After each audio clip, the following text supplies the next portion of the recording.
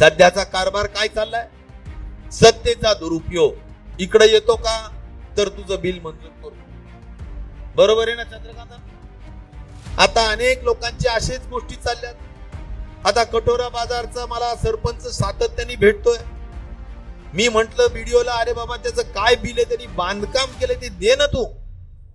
तरी सुद्धा त्याचं बिल दिलं जात नाही। कारण काहीच नाहीये, पण बिल दिले जात नाही।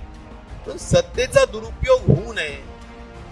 आज या ठिकाणी सत्तेचा सतत दुरुपयोग होण्याचं काम होत असेल, पैशाचा गैरवापर होण्याचं काम होत असेल, जातीवाद धर्मवादाच्या नावाने मोठ्या पद्धतीनं राजकारण समाजकारणात लोकांमध्ये फूट निर्माण केली जात असेल, तर हे नक्कीच लोकशाहीला घातक आहे।